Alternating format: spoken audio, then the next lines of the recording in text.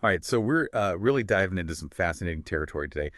You've been digging into Jordan Peterson's work, and you shared some thoughts about his ideas on personal growth, and they really caught my attention, especially this whole concept of burning off parts of ourselves while also like embracing our shadow selves.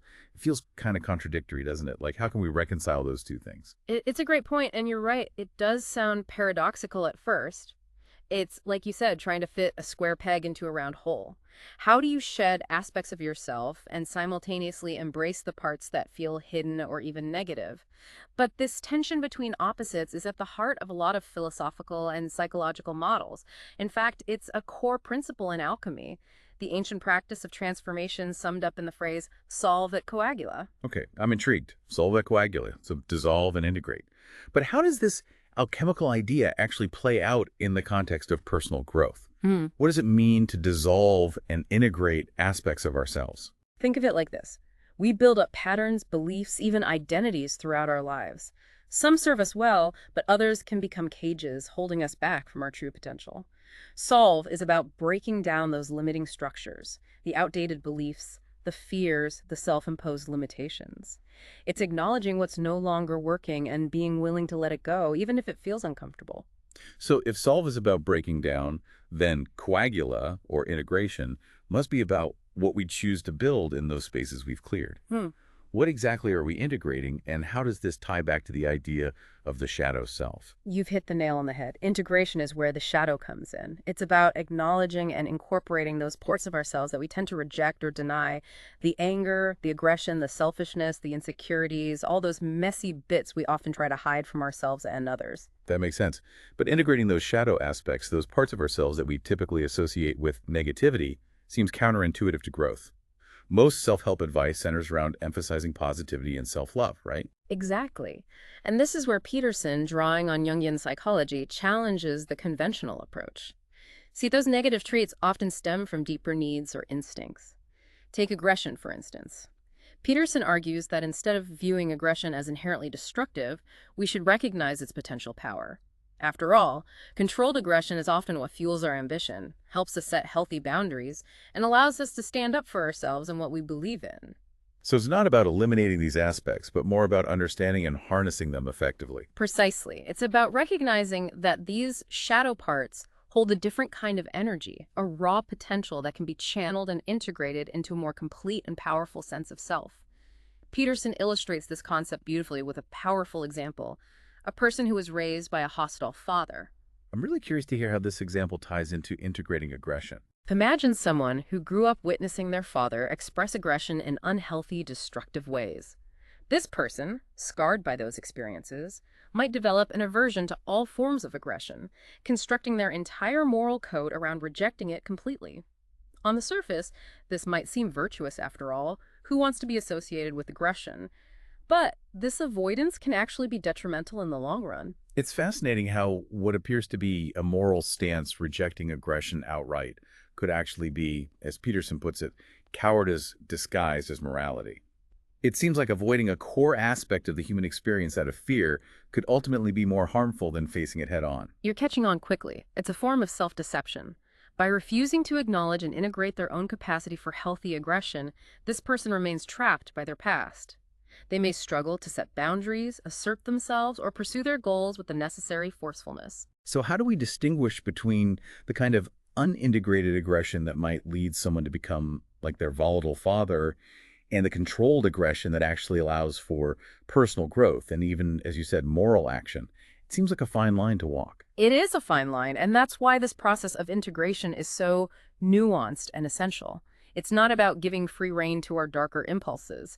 It's about consciously acknowledging, understanding, and channeling them in healthy and productive ways. And this integration process, as we'll explore further, is not a one-time event, it's a lifelong journey. So if we think about this process of integrating our shadow selves as a journey, what are some of the milestones or turning points along the way? How do we even begin to identify those aspects of ourselves that we've been suppressing or avoiding? That's where things get really interesting. Often the things that trigger us the most, those buttons that other people seem to push so easily, those are clues. Those reactions, often fueled by anger or frustration or even jealousy, can point us toward the disowned parts of ourselves, the shadow aspects we haven't yet integrated. So our own reactivity can be a guidepost. Instead of just getting swept away by those negative emotions, we can pause and ask ourselves, what is this reaction telling me about myself? What part of me feels threatened or unseen? Exactly. It's like holding up a mirror to those shadow aspects. And this is often where the real work begins. Peterson talks about how our own pride can become a major obstacle in this process. We become so attached to the image we've constructed of ourselves, our beliefs, our values, even our limitations, that we resist letting go, even when it's clearly holding us back. That makes a lot of sense. It's like we'd rather cling to a familiar, even if flawed version of ourselves than risk the uncertainty of change and growth. We might even start to see those shadow aspects, those unintegrated parts of ourselves, as threats to the very identity we're so desperately clinging to. Precisely. And that's why this journey requires a healthy dose of humility. We have to be willing to admit that we don't have it all figured out, that there are parts of ourselves we haven't fully confronted or understood. It's about embracing the unknown and trusting that the process of integration, while challenging, will ultimately lead us closer to wholeness. So it's less about striving for some idealized version of ourselves and more about continually shedding those layers, those outgrown identities that no longer serve us. Exactly. And remember, this is not a linear process. There's no finish line where we suddenly become perfectly integrated beings. It's an ongoing dance between dissolving old patterns and integrating new insights, between confronting those shadow aspects and stepping more fully into the light of our conscious awareness. This reminds me of another one of Peterson's ideas that you mentioned earlier, the analogy of the snake shedding its skin. It's a vivid image for this ongoing process of personal growth, isn't it?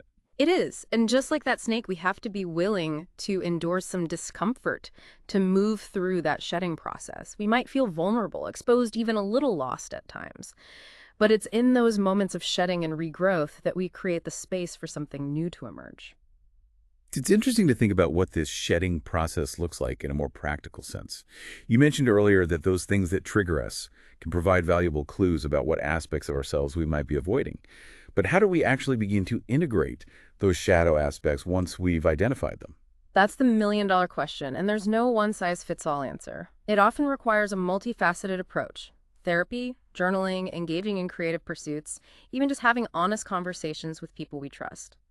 It's about creating a space for exploration and self-discovery, a space where we can bring those shadow aspects into the light of awareness and begin to understand their purpose and potential. It strikes me that this process of integration is not about conquering or eliminating those shadow aspects, but more about befriending them, learning to coexist with them, and even harnessing their energy in service of our own growth.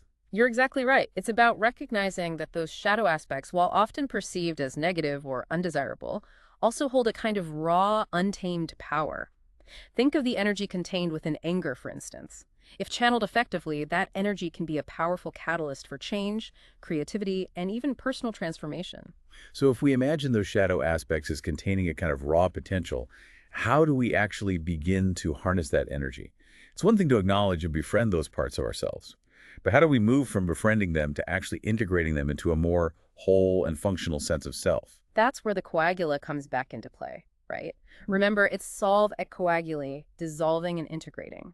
We've talked about dissolving those limiting patterns and beliefs, shining a light on those shadow aspects we've kept hidden. Integration is about taking what we've uncovered and finding ways to weave it into the fabric of our being. It's about recognizing that those shadow aspects, while often perceived as negative, also hold valuable information and potential. It's like those shadow aspects are pieces of a puzzle that we've been trying to force into the wrong spaces. Yeah. We need to understand their shapes, their textures, before we can see where they truly fit within the larger picture of ourselves. Exactly. And this requires a willingness to experiment, to try on different ways of being and expressing ourselves. It might mean exploring creative outlets, engaging in therapy, or even just having those difficult conversations we tend to avoid.